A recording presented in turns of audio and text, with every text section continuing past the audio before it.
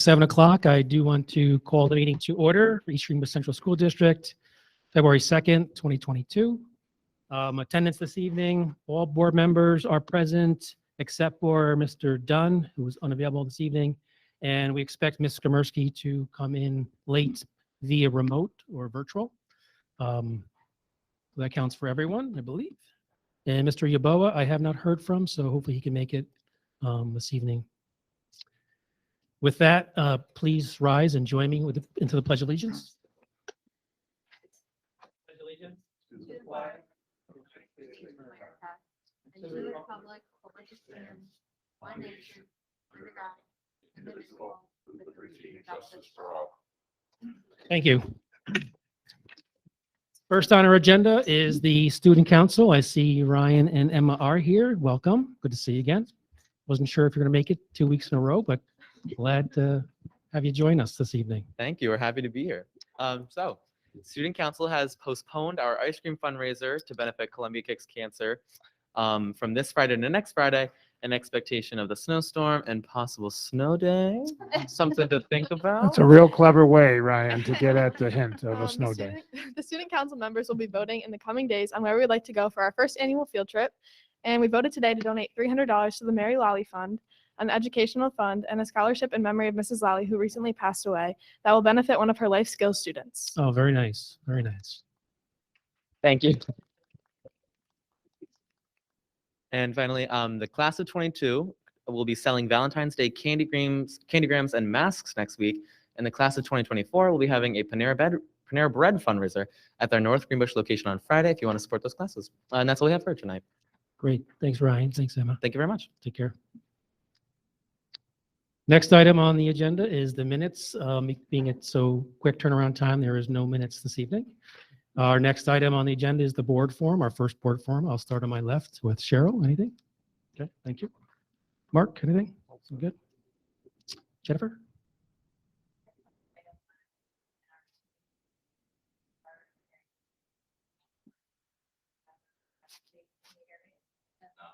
Is it a little closer?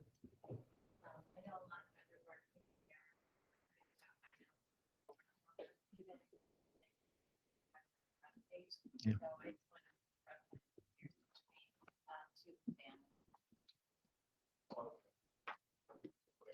I wasn't sure if the microphone was working, but Jennifer was mentioning, is it not? Should I say it again? Yeah, thank you. Okay. I know a lot of members of our community are experiencing a lot of sadness at the loss of our Columbia High School graduate from 2019, Tyler Lopresti Castro, tragically passed away last week. And I just wanted to express my sympathy, certainly to his family and all of his friends and former teammates. Thank you, Jennifer. Kathleen? Nothing? Joanne? Anything? I don't have anything this time. Moving to the next item on our agenda is the public forum. Residents, students, employees, and business representatives of the East Greenbush Central School District may address the board on matters concerning programs and/or operations of the district other than matters involving personnel. Members of the board do not directly respond to citizen concerns during the public forum. If a response is appropriate, either the president or superintendent will contact the individual in the near future. Those persons wishing to address the board will be recognized by the chair at the meeting, should state for the record their name, address, or affiliation with the district or business. While the board does not wish to infringe upon free speech protections, it must be stressed that the visitors forum is not deemed to be an open forum. The board president will conduct the forum for the orderly and efficient operation of board business. In addition, any remarks which may be considered defamatory or stigmatizing are prohibited. They will be declared out of order. All comments shall be limited to 5 minutes. Is anyone who would like to address the board at this time? Yes, sir. Hey everybody, my name is Michael Cini, 2 Plaza Ave. I have 2 students, John and Grace, in East Greenbush School District. One of the things I want to bring up, it does relate to last week, and it's not by name, but to Mr. Simmons. I did think you said 2 things that stuck out to me last time, and I went back and watched the videotape and the recordings, which I appreciate that are out there. And one of them was that it seemed as if once my question was posed that if it was found to be unconstitutional, at that point, would you guys pull back the mandate? And it seemed as if you were saying, if it's found unconstitutional, then we'll discuss from there what to do. And I didn't understand how that was even a possibility, considering that the statement was, if it's found unconstitutional, what and how would you discuss in any way, being that the only people that can make and decide matters of that are at the Supreme Court level. So that was point number one. And number two, something that really stuck out was that you mentioned, I think it was roughly 50 minutes into the meeting, something to the effect of, we need to do more with the gym classes because there's been an uptick in myocarditis amongst unvaccinated students. That flagged to me because it is, and I assume maybe you know, maybe you don't know, but I would again encourage anything I'm saying to please question and then disprove me. I challenge anybody to do that at any time. But via the FDA website and the way they have it written, it states that a student or a young person under 20 specifically, in the numbers that I'm going to give you, they are not considered fully vaccinated until 2 weeks after their second shot. Well, even via the FDA or the CDC, they're pointing out in the medical community that the vast majority of myocarditis amongst young males under 20 happens in the first 72 hours. So to say that there's an uptick in non-vaccinated myocarditis amongst male is really just a play on words, because the CDC's definition of unvaccinated is anybody that hasn't had 2 weeks after their test, but in the same light, within 72 hours, that's when kids are having these issues of myocarditis. I would also point out that in the year 2019, there was approximately 4 cases nationwide of young men under 20. In the year 2020, there was 4 cases. In the year 2021, there was 2,236 cases of young men under 20 experienced myocarditis. You can look at a variation of numbers of what someone's life looks like once they're diagnosed with that. And although there are numbers out there, I think in a sense, I felt confirmed in my fear of this in the fact that you've even mentioned it. So it's something that is on your radar. I'm glad it is. I would just like you to consider and encourage looking into the fact that it states specifically that it's only unvaccinated because you haven't had 2 weeks yet. So those are the very important things I wanted to address this week. I would love an answer back. However, I understand you have no reason, or you don't have to do that, but I would just like to point that out. That's what I want to get out tonight. So thank you very much. Thank you. You raised a lot of things there. I think that if we can respond later after considering what you said, we'll get back to you. Do you have your email address with the clerk? Okay. Yep. Thank you. Anyone else? Just for the board? Yes, sir. Hi, my name is Benjamin Kissel, 234 North Greenbush Road. And going back to the last meeting, same as Mike, just a few things kind of stood out to me. And there was a lot of talk about the law and like upholding the law, following the law and that sort of thing. But I was wondering if there's a way that the school board could show us that same law that you're going by. Because it's kind of one of those things where it's like, oh, we're following the law. It'd be really nice to see it. Something from the legislative branch of government that's backing this up.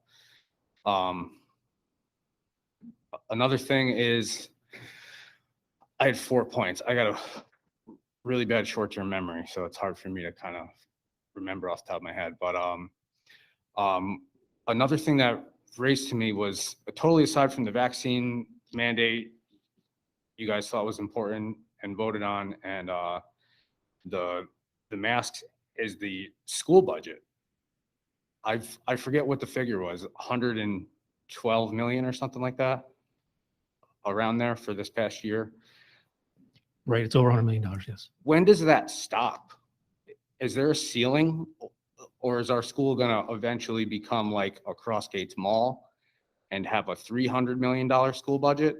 Is our school just going to exponentially grow until there's 10,000 kids and school taxes are through the roof? I don't know how that works. Mhm. It just raises concern to me. I remember when it passed and it was on the sign at Cheney, it was $100 million one year. And I'm just completely boggled how I know things grow, and I haven't been in school since 2004, but I mean, in 2004, it was nowhere near $100 million. I understand things cost money, people's salaries, retirements, all the benefits, all the maintenance. I understand everything costs money, but I'm just concerned, like, is there going to be a cap and say like, hey, we've reached like the maximum capacity, or are we just going to keep taking in kids and expanding these schools, and when does it kind of end? It's random concern of mine. Okay. It just seems like $100 million, and I think it goes up maybe $1 million a year, roughly, something like that, if I'm quoting the budget or whatever Mhm. correctly. Mhm. It just seems like a whole lot of money. It's a tremendous amount of money. So the other couple things, there's the law thing, there was the budget thing. I mean, the vaccine mandate thing, still, I just want to voice that I oppose it.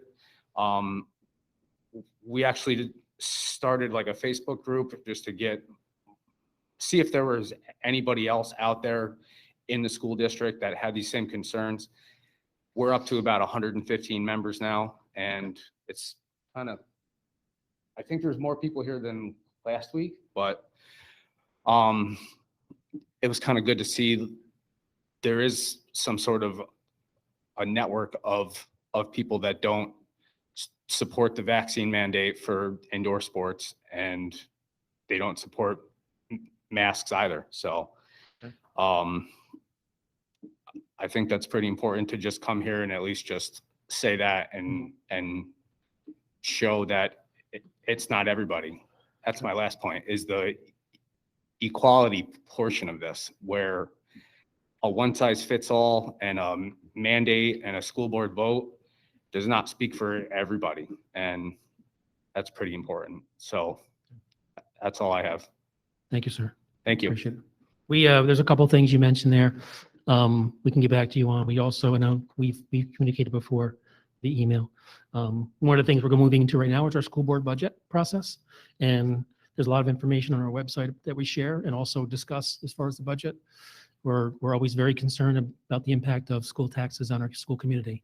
And that's something I respect and make sure that in my role, we bring up and talk about what that impact is going to be, especially critical during the pandemic and the things that the families that are hurting out there, and making sure we understand all the issues that they're facing. So that's definitely something about. Okay, so thank you. One last thing is the take-home tests. I'm sort of failing to understand why that's important. I get you're not supposed to put sick kids on the bus, but once the sick kids are here, just giving them a test to bring home, or I'm actually not 100% familiar with that. Do Okay. you send them home with the test, or do you mail the test? Do they already have the test at home? And like, what does that really do for prevention? And I know it keeps them away from school so they're not infecting other people, Mhm. but something that's 99.8% survivable, it's like, Mhm. who cares if they're positive, negative? If they're sick, just keep them home. I feel like the tests raise more of like a funding matter, because they cost money too. They're not free. Like, vaccines are not free. Mhm. They're Understood. advertised as free, but Understood. Yep. all We that stuff costs we'll share money. that information as well. We had a whole conversation about that, and we have a whole process on our COVID resources page on the website. And I think if we can point you in that direction to explain those things, we'd be glad Okay. to. Okay. Okay, thanks Thank you, again. sir. Yep. Anyone else? Yes, sir. Jeremy Shuhart on Miller Road in Castleton on Hudson. I just wanted to make sure I get the names right here. So I went back and watched the previous meeting because I was kind of shocked that there was a vaccine mandate for kids to play winter sports. I thought that was honestly kind of crazy. But Mr. Buono, is that correct, Mr. Buono? Buono, yes. Buono, okay, sorry. And Mr. Mann, I just want to thank you guys for being a voice for freedom for parents to choose what's best for their children and their family. And for the board members who voted to either take away a sport from a child and their extracurricular activity in this school district because them or their parents are not comfortable getting a vaccine, that is disgusting to me. For you to take that away from a child because of your belief. And you do know that if it does come back as unconstitutional for these things to be coming down from whatever source you're getting them from and whatever directive, that is not law, which is why I would also like to know what law you guys are following on these, because it is a recommendation. It is not a law. It is not a mandate for you to get a vaccine. You guys voted to vote that into this curriculum in this school to make these kids get something put into them, whether their parents agreed or not, if they wanted to play a sport. Okay. So for you guys, I believe whoever voted for that should have some kind of liability. God forbid something happens to that child medically because of that vaccine, because you forced them with a choice to get it or not, or play that sport or not. Whether you believe it or not, that is the parent's choice and right to decide medically what is best for their child. And whether they decided to or not is up to them, between them and their kid. But for you as a board to just think your opinion is the one that should be voted on, to force that mandate as a recommendation from the superintendent. There are plenty of schools who did it. You had schools that you played against in sports that were not mandated. So those kids were still exposed to unvaccinated kids. So you took that that joy away from your students because you felt it was necessary, but they were still exposed anyway. They're still in gym class with these kids and around these kids anyway. So you rob them of the experience of high school sports, especially I feel for the juniors and seniors. If they did make that decision and they could not finish their sport, you robbed that memory. And that's on you guys that voted for that mandate. Second thing is, again, I would really like to see what law, if there is one on that mandate, and two, if there is a law on the masking. What law specifically, not a recommendation, not a mandate, there must be a legislative law that is being followed for you constitutionally as a board who swears an oath to the New York State Constitution, the US Constitution. You have to have a constitutional legislative power to enforce this. So if it comes back for the last 2 years that this was an unconstitutional mandate to put cloth on kids' faces, what recourse is there coming for you guys? Is there going to be lawsuits? Is there going to be anything coming your guys' way that voted for and enforced, especially last week? I know it was one day, but what does your attorney say for a law that was followed and given by this educational director, whoever it was that said, no, don't have any confusion, follow this mandate. We're not listening to that Supreme Court. There's a stay. That stay didn't happen until 4 p.m. or later that day. So that was a whole day that you unlawfully masked kids. You went against a court order. Where is the legal liability on your end and the responsibility of you guys to uphold a court order that does come down? And like you said earlier, if it comes back unconstitutional again, what is the process going to be that next day? Is it done? Or are you guys going to then have to try to vote on a process and, you know, all that? Once the next court votes on this stay, that's going to be the law of the land. What is the school going to say? Can I send my daughter to school without a mask? Finally, she had 1 year with no mask. The rest of her school year has been in a mask. Masking does so much more damage than any good. The mask and the vaccines haven't done diddly for anything in this country to prevent the spread of this this cold that goes around. And all you do is sit there and take, and the mask cause impairments in speech. It takes emotional connection away from children, the breathing, whatever it is. There's many more negative effects from these masks than there ever will be positive that came from this. Because guess what? Whether you're fully vaccinated, boosted, Sonic the Hedgehog, it don't matter. You still got it. People that are fully vaccinated still died. So what did it do? Nothing. They got 2 weeks and almost 2.5 years. That's crazy. And we got nobody fighting for these kids. You just tell them to go to school with a mask on, and that's what's supposed to be. Nobody fighting except for the people that show up to voice opposition to, except for 2 board members. And I thank you for voting for the parental freedom of that medical choice when it comes to your children, because I would hate for the other board members who voted for that to be forced with that decision on the other end. If that ever comes back in the future or in some other aspect, and another parent or board or whoever can make a medical decision for you or your family, I hope to God you never have to do that. And I would be a voice with you and for you for your own medical freedom and to make your choice on what you want to put into your body or your child's body. It is awful that that was even done to kids and making them make that choice. Thank you. Thank you. Thank you. Okay. Anyone else like to address the board at this time?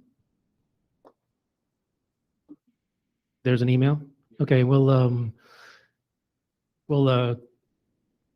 respond to that person in writing as opposed to addressing it here. Okay, Peter? Okay, thank you. Mr. Buena, what I would ask is those public speakers who spoke tonight and attended the meeting, if you could leave your email with Mrs. Pangburn, who is our Yep. board clerk, I will respond to your public comments and your questions and concerns. And I appreciate you attending the meeting. Thank you. Yep. All right.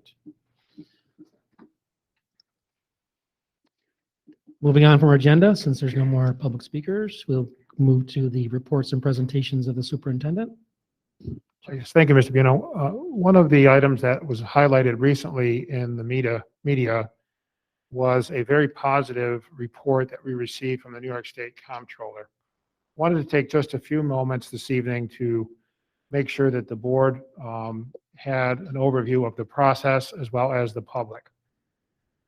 Several years ago, I think in the early 2000s, the New York State Comptroller's Office, which is a agency of the state, determined that as part of their oversight responsibilities, they would regularly audit school districts and local municipalities.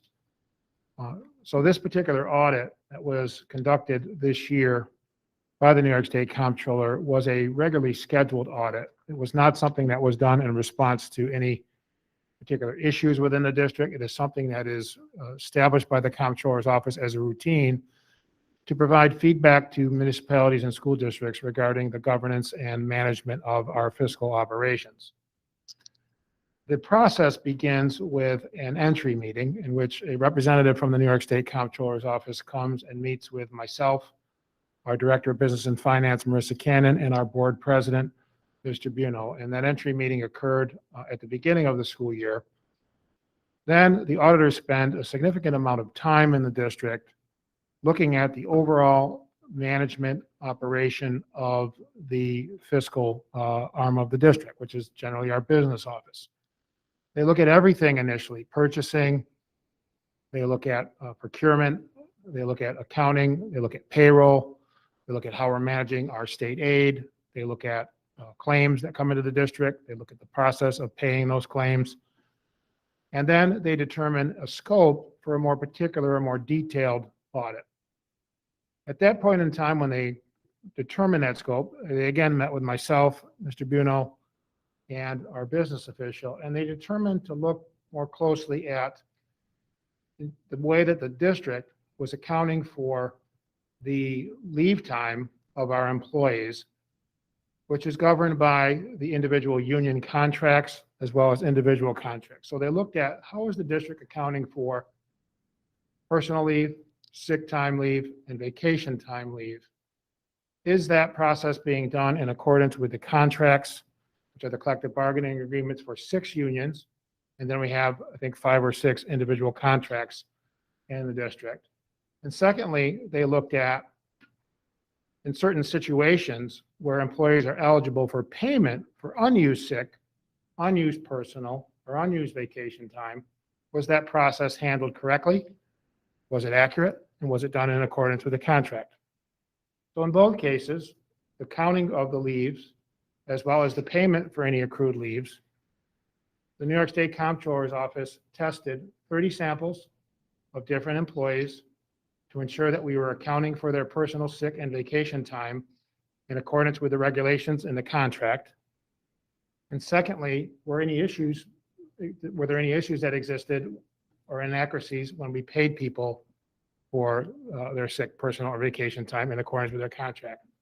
They found 0 issues in both cases, auditing over more than $400,000 worth of accumulated time.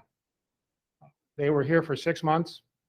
They gave us a very favorable report, and I want to thank Mrs. Wager for her operations of the business office. I want to thank the business office employees. I also want to thank all of our administrators, our employees, and our board for providing appropriate ways of handling the taxpayers' money. But it was a very favorable report from the New York State Comptroller, and I just wanted to make sure that everybody understood that typically the Comptroller's Office will come in for a period of time.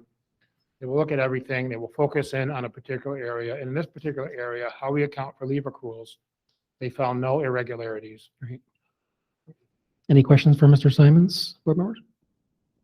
One of the things that we found through our really strong fiscal controls and internal controls through time and over time is that the OSC is, those audits come back very, very positive in terms of the district and the running of our finances. So very pleased to hear that. And that's because that's an area that's really critical.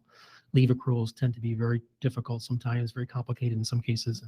And to have them spend 6 months in a school district is And to have that kind of audit is pretty good. So thank you for all the work that everyone did in there. Thank you. Moving on to discussion items, first item is the E&L program restructuring. Jeff, you want to introduce this or Jim? Jim? Recently, the Board of Education received a presentation on our English as a New Language program.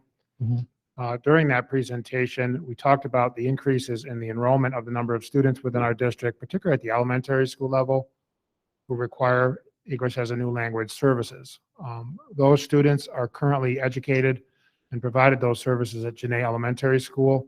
But as our enrollment has grown, we are currently considering expanding the E&L program to a second school. And based on the board's review of a report that Mr. McHugh, Mr. Grignon, and Mrs. Scalacci have put together, we will continue to discuss this as we move forward this year as part of our budget and our planning process. So I'm going to ask Mr. McHugh to provide an overview of the report, and I think Mr. Grignon and Mrs. Scalacci are going to assist him. Sure. Thank you, Mr. Simons. I'm just going to briefly refer to two slides. So again, the information is a follow-up to the board presentation that you received on December 15th. This is our current enrollment and sections at the K-5 level. So Mr. Grignon and Mrs. Scalacci will help kind of explain the proposal to you. But historically, E&L was at all 5 of our elementary buildings, and we didn't have a large student enrollment. So that required our E&L teacher to travel in between all 5 elementary buildings. So when we, kind of evaluated the situation, we wanted to diminish the likelihood that our E&L provider would need to travel and really make sure that those instructional minutes were maximized in the building. So we established an E&L cluster school. I had it at Belltop Elementary when I was serving as a building principal. That E&L cluster school later shifted to Genet Elementary. The majority of our current E&L students reside in the Genet and the Red Mill attendance zone. So our current situation is we have one E&L cluster school at Genet. We talked about December 15th, how that enrollment has increased steadily over the years. But if you look, there's currently 15 students at the kindergarten level that are identified as E&L, 12 in grade 1, 10 in grade 2, 3 in grade 7, 7 in grade 3, 9 in grade 4, 8 E&L students in grade 5. We have 1 student in our K2 Learning Concepts class, and we have 4 students in our 3 through 5 Learning Concepts class. So that number, when you think about how you want your E&L students placed, you want them immersed in a rich English language speaking classroom. You want those students to have the advantage of listening and reading and writing and being immersed in the English language. So when you have 15 students, you don't want to take 15 students and put them into one classroom and integrate them into one classroom. So it is not the intent of the program. So you wind up having to separate those students out into 2 sections. And I'll explain how that gets a little complicated. So currently at Genet, we have 2 sections of kindergarten, 2 of grade 1, 2 of grade 2, 2 in grade 3, and 2 in grade 4. There's an asterisk in there because the student enrollment is fairly low, but we happen to have an E&L student who also is identified as a student with disability. So the student's placed in one of our inclusion classrooms.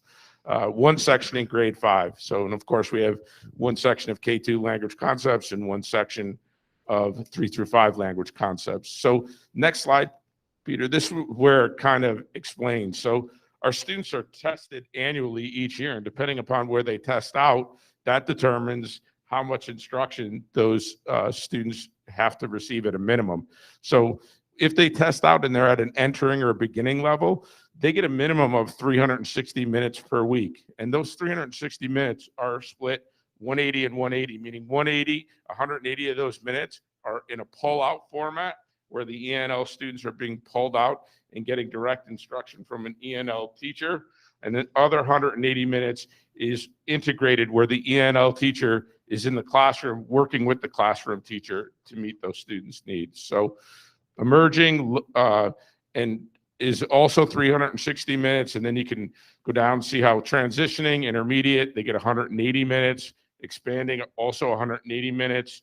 And then something that is fairly new that came into play was even when our students test out and they test out at commanding or proficient, SED requires those students to get still have 2 years of service, and that service is at a minimum of 90 minutes. So even when they test out and they're proficient in the English language, they still have to get 2 years of service, which is 90 minutes. So when we think about it, just for simplicity's sake, if we have 2 sections at a grade level where we have ENL clusters and we have students in there that are either at the entering, beginning, or emerging low intermediate, and we have to split them, that is 6 hours a week in both of those classrooms. So it gets a little tricky. So we put a proposal together, and what we really wanted to do is we wanted to establish a second ENL cluster school, and we really have that kind of tentatively earmarked this at Red Mill, and that's where the majority of our ENL students and families reside. Janae and Red Mill, both school districts, are located more center of our district, not on the outskirts. And then I'll invite Mr. Grignon up, just if you want to add anything additional. Good evening, everyone. Just a few follow-up things that Mr. McHugh spoke about is that also with the commanding level, level 5s, when they test out for 2 years, they receive those services, but even after those 2 years, they still get testing accommodations, which is also provided by a staff member or an ENL teacher as well. So that also equates to New York State testing as well. And that follows them all the way through their career here at East Greenbush Central School District. Part of the proposal that we looked at as a team, that was the ENL teachers at Janae, plus also Mrs. Scalacci and myself. We felt that the best phased plan to look at a second ENL cluster school was to begin with a phased rollout, not to do the entire, basically rip all of the Janae students out of our school and place them into another school, because many of those families we have established wonderful relationships with, and they know us and they trust us.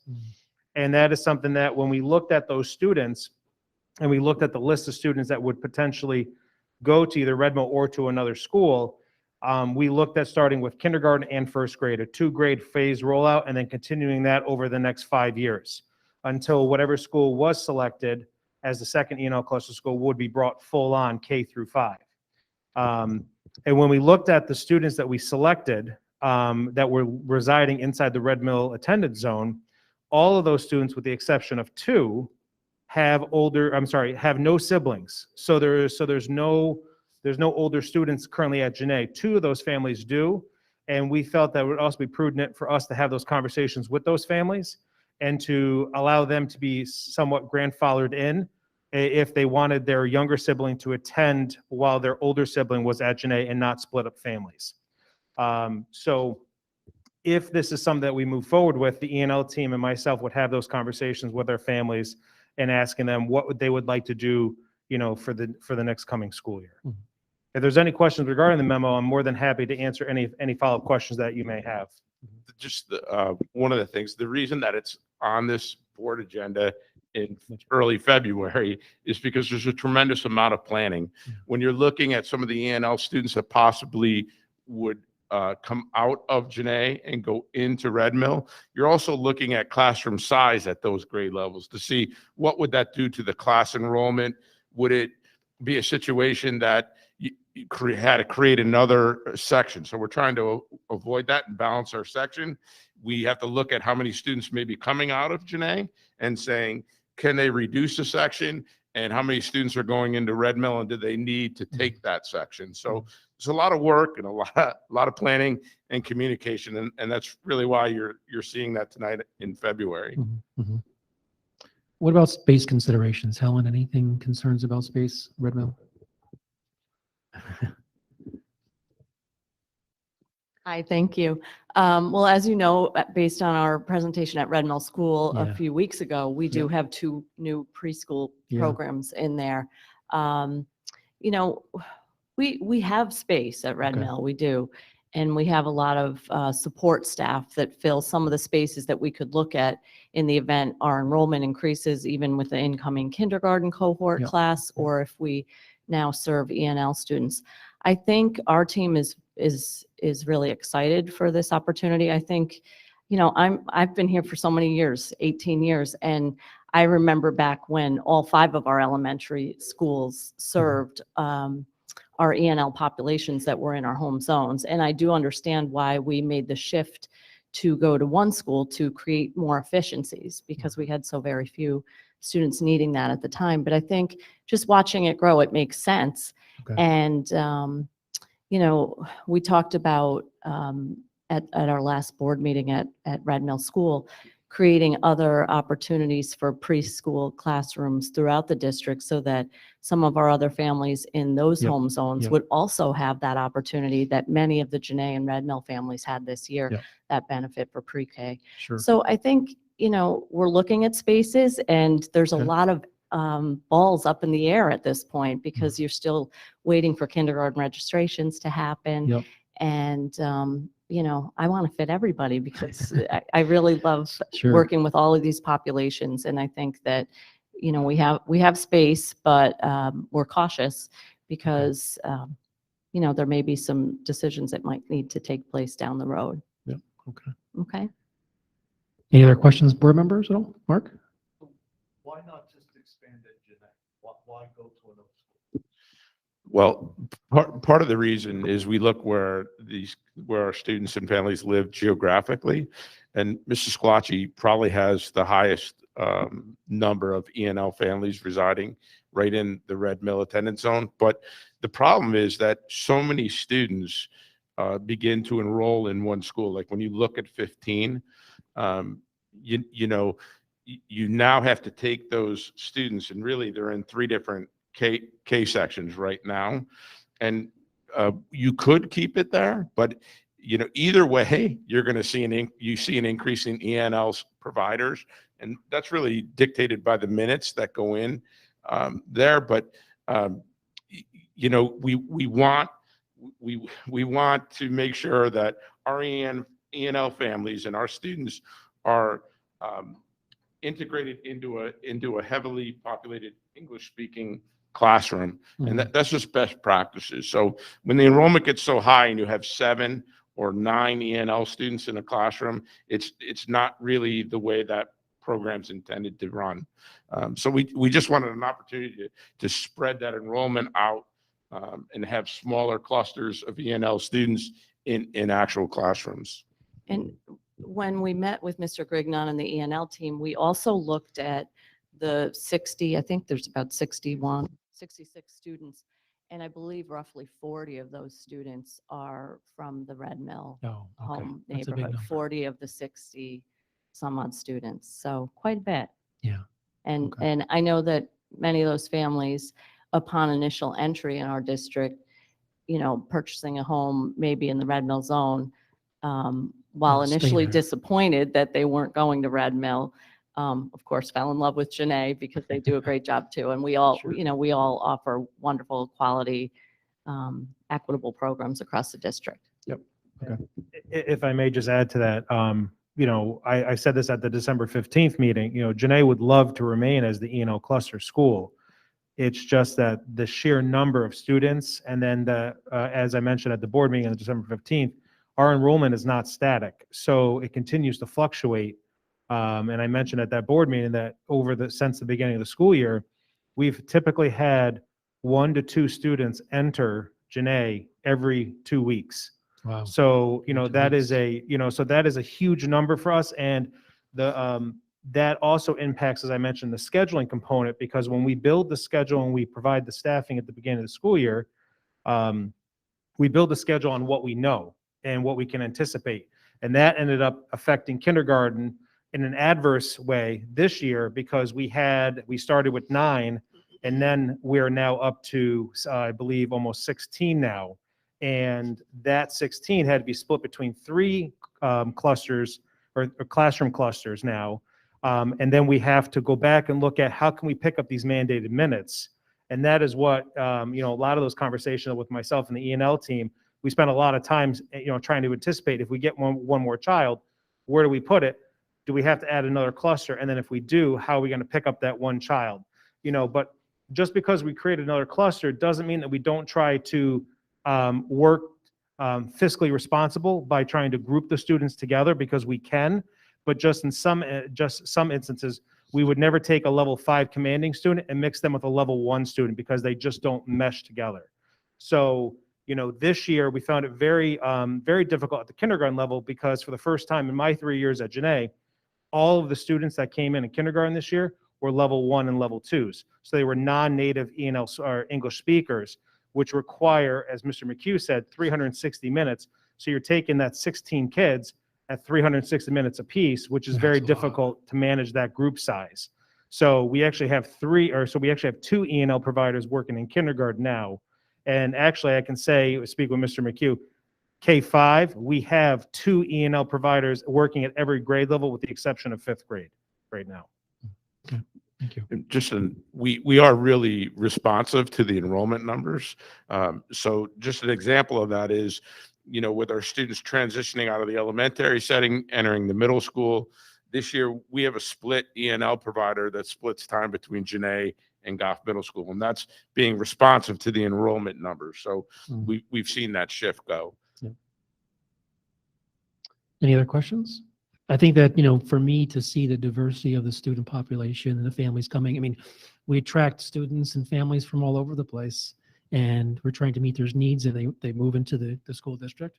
I think if we can continue to support them in those areas and make them feel comfortable in their attendance zone where they are, the better we can serve them too, and they can grow into the school community. The other piece about this plan that really makes sense to me, because Janae has been the cluster school for so many years, their staff has had a lot of PD and grown their capacity to be able to really serve this population very well at all grade levels. So I feel very comfortable with the plan for phasing it in as a rollout and starting small with just kindergarten and 1st grade next year. Makes sense. That gives us time to grow our capacity and how to best serve and best practices for these students before they reach the more high stakes testing grade levels. So I think it's a really good plan. Okay, very good. The large majority of our ENL students, like we said, live within the Red Mill attendance zone. It's always tough conversations to have with families. Their child goes out into the neighborhood and plays with students that live in the neighborhood, yet they go to a different elementary school. So we take all those factors into consideration. Once they get to Janae, they love Janae and they get acclimated, but that's a tough sell every year. They go outside, they have their neighborhood friends that they play with, and then they get on the bus and go to 2 different schools. So Thank you. Any other questions? thanks. Thank you. Next item on the agenda is budget related, budget information, enrollment, projected class size, sections elementary. Is that something Linda was going to do, Jeff? Or I'm prepared to do that. You're- Linda okay. was excused from the meeting due to a family emergency today. So the first item I want to go over briefly is an explanation of how the state is distributing increases in foundation aid. I mentioned at the last meeting that our proposal from the governor for school aid is one of the best we've seen in a while, maybe ever, in terms of an increase in foundation aid, as well as an increase in overall aid. There are 2 ways that the state is distributing increases in foundation aid. The first is what's called a 50% phase-in, and what that means is, under state law, districts are scheduled to receive a certain amount of foundation aid based on such factors as their enrollment, their wealth, and over the course of at least 11 years now, the state has not followed that foundation aid formula. Last year, the legislature and the governor made a commitment that this current school year, budget year, would be the first year at which they tried to provide districts with the foundation aid increases over a 3-year period. So last year, when we developed the budget for this year, we got a foundation aid increase. Next year, under the governor's proposal, we're supposed to get a foundation aid increase, and then a 3rd year to bring us up to the amount of money that the formula says we should be receiving. So on this chart, the third column in total foundation aid, 21,998,819, is the amount of foundation aid that the state formula says East Greenbush District should receive.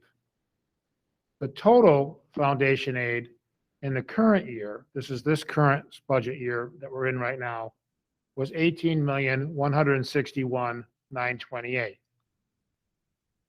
So the difference is 3.8 million. And half of that, which is the 50% phase-in, is the $1.9 million increase that we're expected to receive. So we are going to get a foundation aid increase that represents about half of what the state is making up for in terms of scheduling us to full foundation aid. So for 2022-23, we'll get 20,080,374. The other way is a 3% due minimum. We are not in that category. Those districts that are getting a 3% increase are districts that have already gotten to the point where they are receiving the amount of foundation aid the foundation aid formula says they should receive. So all districts in general are getting an increase. We fall into the category of the larger increase because we were not funded to the degree that we needed to be funded under the formula over the last several years. So this would be the second year of the state's effort to increase foundation aid, bringing us about 50% from where we are now to what we should be receiving. It's a pretty good increase. Very good increase. So if I follow the logic, in 23-24, we should see another big bump. Is that if that goes through from the That's executive correct. office? Okay. To make up to get to that You would see 21.9. that you would receive an The amount other that would 50%. equal to next year's foundation aid. Plus. The difference between next year's foundation aid and the amount that the formula says we should receive. That would be nice. So it'd be about another $1.9 million. Any questions on the foundation aid explanation? Good to see. And the second part of that was the enrollment projections, Jeff? This is something that was referred to as we talked about the E&L. Yep. Every year, as we prepare the budget, at this time, we make projections about the number of students that will be in each of our buildings and each of our classrooms at the kindergarten through fifth grade level. The kindergarten enrollment is projected based on this year's enrollment. We are in the process of completing kindergarten registration within the next couple of weeks. We'll have real numbers that will project the amount of kindergartners that are registered for next year by the end of February. So where you see the numbers in kindergarten, those are this year's numbers repeated for next year. We look across the district to try to make sure that our class sizes are as equitable as possible. They can't always be equal because we generally distribute our students by residency, where they live, and the attendance zone. We also have certain schools that have special education classes, and typically those numbers are reflected within the enrollment. So we have a number of kids right now in kindergarten being moved forward to grade 1, the number of kids in grade 1 move forward to grade 2, all the way up to 5th grade. We try to project the overall enrollment in each building. We try to make sure that the number of teachers planned for each grade level provides as equitable class sizes as we can. And we also try to consider the students in special education who are included within that enrollment because those services need to be provided in some cases in the class, in some cases through pullout. So this is a tool that we use to plan the number of teachers that we will need at each grade level. It is a fluid document. There are changes that could occur. We could have more kids register for kindergarten than are in kindergarten this year. That is a factor that would affect our overall projection of the number of classes. We also have situations where students move into the district after registration. And so we take into account those move. And we also take into account movement within the district. If families move within the district and the enrollment, for example, might drop at Belltop, but increase at Genet, we have to take that under consideration. And we may at some point get to a point where we have to adjust the number of classes that we're projecting. And sometimes that results in us having to shift a teacher from one building to another, not necessarily add a teacher to the budget. It depends on how the enrollment falls out over the various attendance zones of the 5 buildings. Okay. This is a beginning of the process to look at staffing for next year. Any questions on the enrollment numbers? Just an observation I made with Mr. Simons before is, looking at the lower levels, especially in our North Greenbush area where Belltop is, there's some low numbers there. And we do have capacity. There was some projected growth in those areas, so hopefully we can continue to see those students enroll and we have the capacity to accept those students into our Belltop school. Generally, we try to maintain our class size goals. It's typically kindergarten, 25 or fewer, grades 1 and 5, 27 or fewer. Yep. Is that correct, Mr. Q? So in this case, with these projections, we're well within those parameters. Yep. And again, if we have an enrollment increase at one school and if that enrollment increase results in a decrease at another, we could possibly move sections around Okay. to stay within the budget. That'll be important. Okay, thank you. Any other questions, board members? No? Last discussion item, anything COVID protocol updates? We discussed 2 possible changes at the last board meeting. I just wanted to give a quick update to the board. Okay. The board was supportive of the district moving forward on implementing an at-home test protocol for students who are unvaccinated and may be subject to quarantine if they were exposed to a case in school. We moved forward with that on Friday, informed our community, and that is going smoothly. Additionally, there was a discussion regarding temperature checks. We are no longer doing temperature checks. That is not a requirement of the state, and we weren't getting a lot of utility out of that, so we've shifted those staff members to help in other ways. Good. Those are 2 changes that we made based on the board discussion last Wednesday. Okay. Any questions? And again, I would point the community to the COVID-19 updates on our webpage, and seeing how things are really improving in terms of the positivity and things like that. It's reflected in the numbers. You see the cases. I'm looking at it now. There was, 4 or 5 cases just yesterday and, not too many the day before. So it's reflective of what we're seeing in the region. So that's really good news. Any other questions on the discussion items? Board members? I just want to mention Michelle Skamersky did join us around 7:11. Jeannie, you got that? Okay. I did check in with her by text to make sure she heard us okay. And can you hear us, Michelle? She's giving thumbs up. I can't see the screen, so. She's nodding. Okay, you guys gotta help me out there. Okay, so going to the regular business, our first item, approval of programs for residents with disabilities. Any questions or comments? Thank you, Peter. Seeing none, need a motion to approve that. Kathleen, second. Jennifer, all those in favor? Approved. We have the Goff Middle School piping and associated construction bid. Any comments on this, Jeff, before we vote on that? I just want to ask Paul Bickle to give a brief explanation of this pipe that needs to be replaced. This has been a pipe that has been leaking and been deteriorated for some time. Paul has made some temporary measures in the building to prevent damage to the classrooms. It's something we were able to submit to the state to get state aid on. Typically, a project like this is aided at 72% of the cost being paid for by the state through state building aid, and 28% paid by the district. So this is something that has been impacting classrooms in the counselor's office, but the nature of the pipe and the bids, if Paul, if you can just briefly explain this.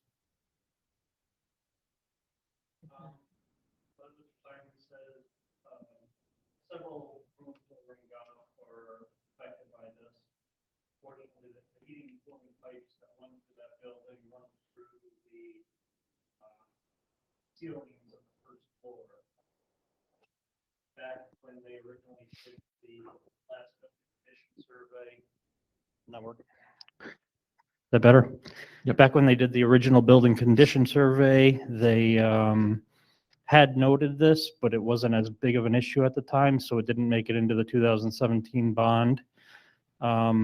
We were fortunate with our bidding over the last couple phases. As you know, Phase 3 came back quite a bit under what the original target cost was going to be.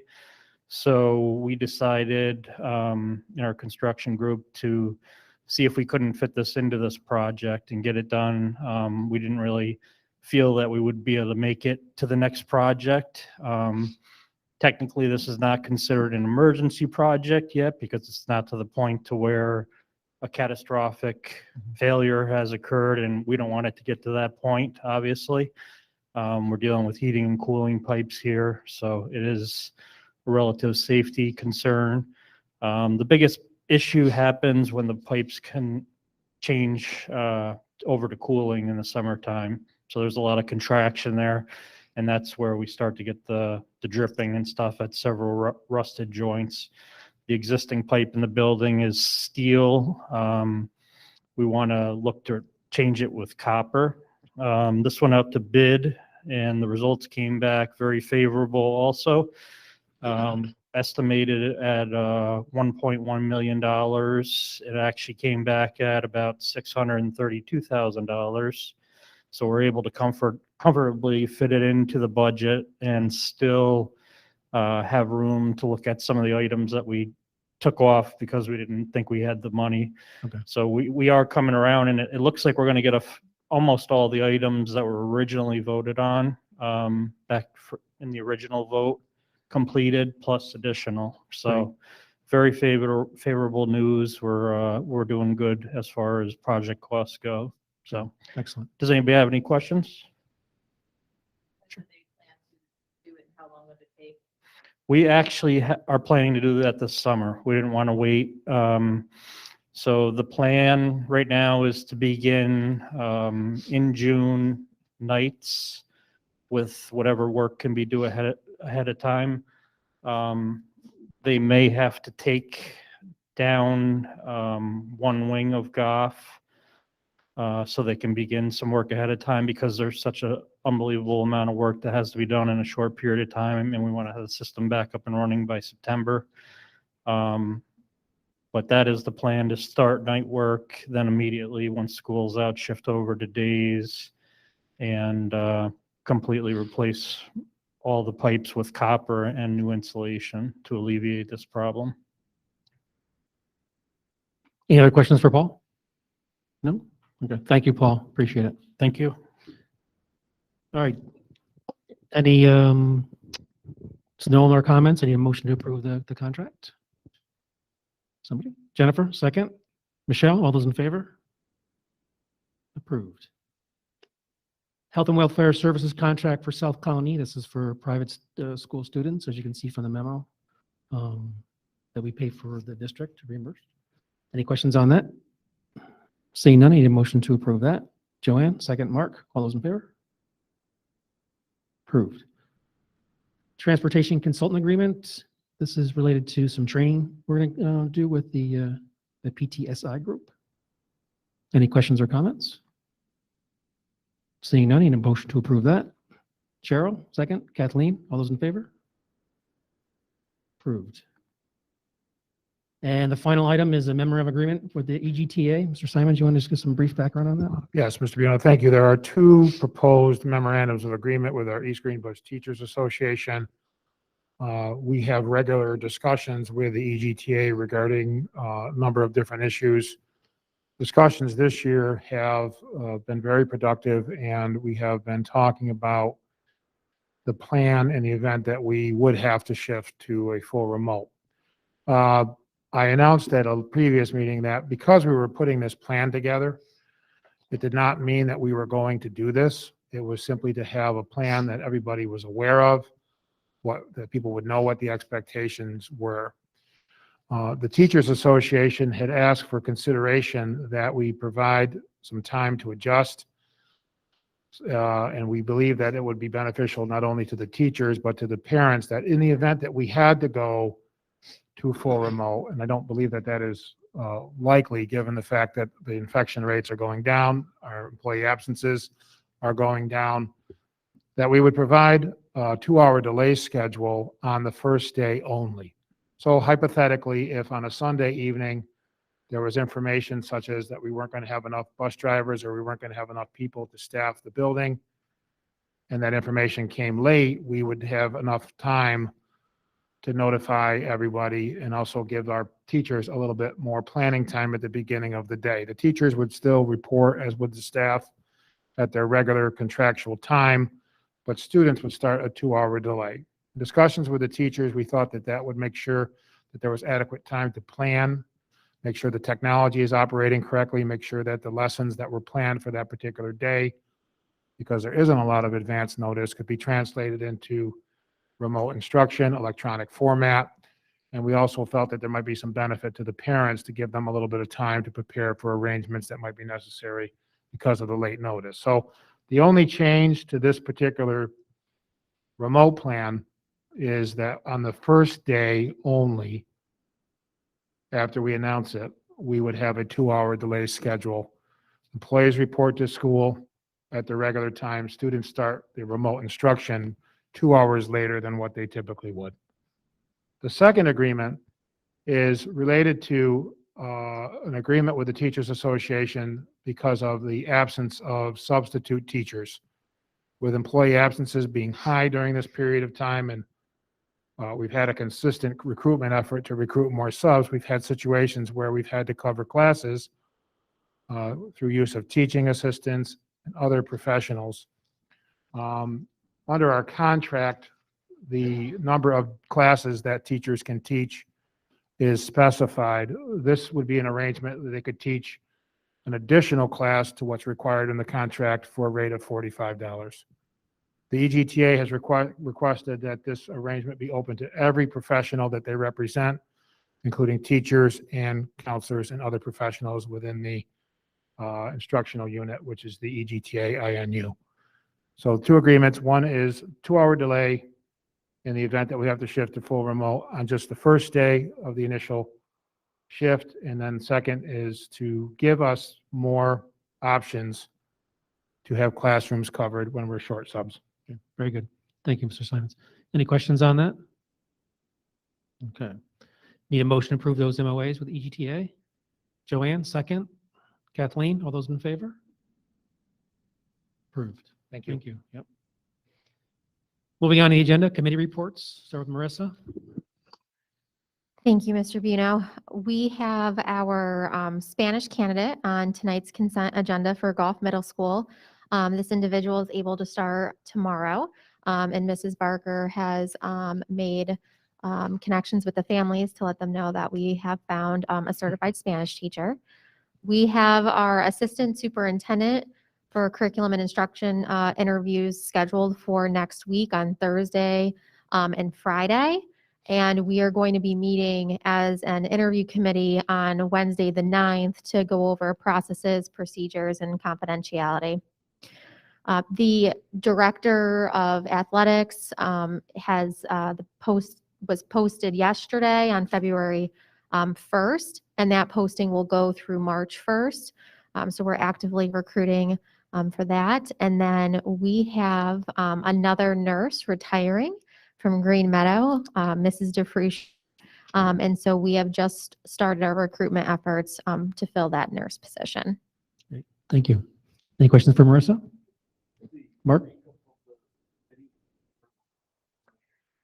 Yes, so it's going to be myself and Mr. Simons leading the interview committee.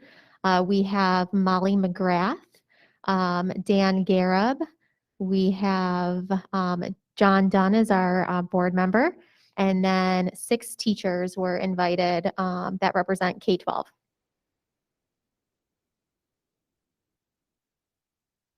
And then will you be looking for a similar board member representation for the athletic director? Yes. Okay. If there's any interest, let me know, and then we'll let Marissa know. Thank you. Thank you, Marissa. Linda's not present. I assume there's anyone covering for anything for she's doing? She had no committees. Okay. Mr. McHugh, Jim, good. And Jeff? The only thing I will say is we had a safety committee meeting Monday. I'll provide the minutes at the next meeting, and I'll give a report at the next meeting. It was a very good meeting. Thank you. And it was a quick turnaround on meetings this week with the Yes. one just Wednesday, and and then today. So, okay. Table motions, I have none at this time. Old business board members, anything that needs to be brought to attention that we may have missed? Seeing none, we'll move on. Consent agenda, we have items A through E. Any questions or comments on that?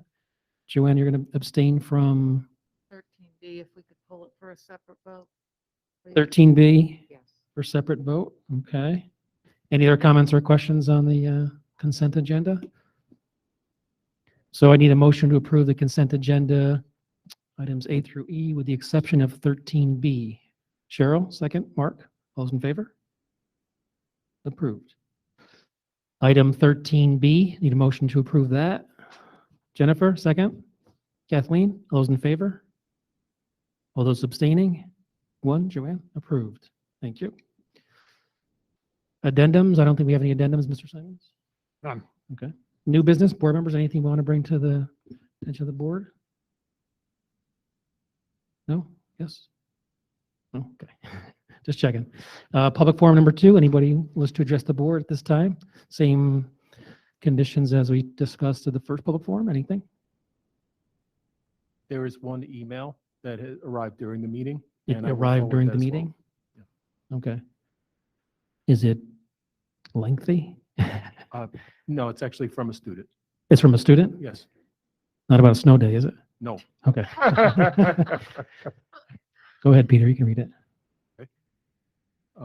Okay, this is from a student in the 5th grade at Belltop Elementary. No, 5th grader belt up, okay. Yes, and The name? name is Samantha Mulligan. Samantha Mullen. This is, dear board members, I'm a 5th grade student in Belltop Elementary. I just want to say that I'm tired of wearing masks. I am really hoping that the mandates change. Also, while I am in school, I sometimes have panic attacks. This gets me very worried. It will sometimes lead me to getting lightheaded. When I come in after recess, I am sweaty and I have to put my mask on, and when I re-enter the building. Then it can lead me to having to go to the nurse's office. These are reasons why I hate masks. Thank you for listening to my concern. Thank you, Samantha. Appreciate the comments. We understand. Okay. Anyone else like to address the board? Mr. Orsini, yes.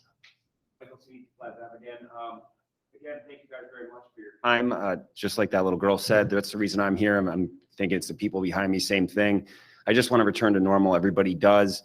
It seems like, just listen to you guys talk. You guys agree on everything except for these 2 points. And I just hope you guys can at least consider the data that we've seen. Things have changed. I know you guys made choices based on the information you had. The information has changed. There are multiple school districts as of this moment that have just rescinded their mask mandates and are making it up to the students. Walking around town, you see that people are loosening up and people are happy again. And that's something I want to see for our kids more than anything. People that want to wear a mask, I support it 100%. I'd fight for the right to wear a mask, to get vaccinated, to do whatever they need to do the best choices for them, their family, and their own health and safety. In that case, I do the same thing with my kids, and that just happens to be unvaccinated and unmasked and out in the real world, living their life, dealing with, their own immune system. So I would just encourage you guys to look at that. And again, I appreciate your time. I think we're all on the same page. If we could just turn the corner on this COVID thing and get back to being one community and one less thing to fight about 9 out of 10 days. Okay. Thank you, sir.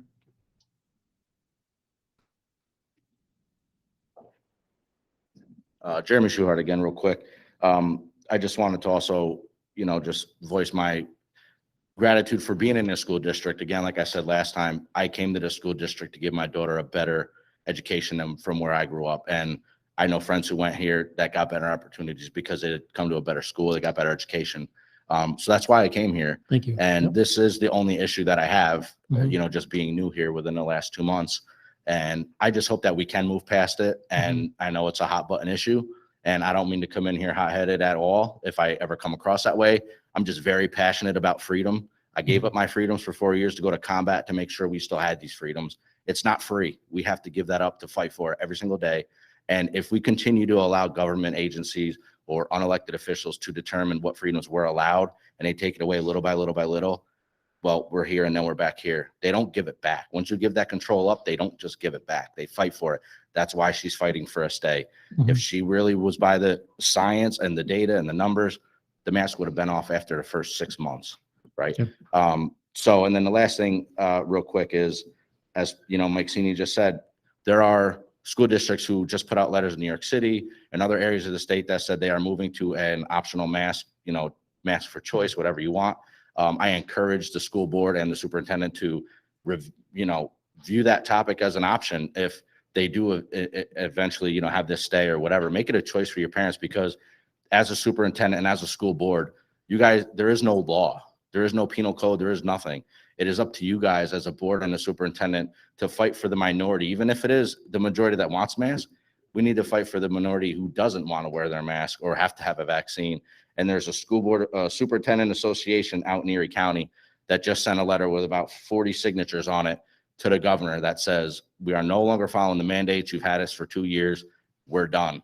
So I know it can be done. And I just hope that you guys will take our concerns seriously, because it is something we're very passionate about, and just hope that you can give us a voice in this school community. And I thank you for your time. Thank you. Anyone else? Okay. Moving on to the second board forum. I'll start on my right with Joanne. Nothing at this time. Kathleen? Good. Jennifer? Good. Mark? Good. Cheryl? Good. Well, I want to appreciate everyone's time this evening and the comments that we received. We appreciate the public's input, and we'll continue to look at the issues, we'll respond to the things that were brought today once we have a chance to research that, and we'll move on from there. So thank you. And we do have need for an executive session for purpose of personnel discussion and contractual issues. So I need a motion to move into executive session. Mark, second. Jennifer? All those in favor?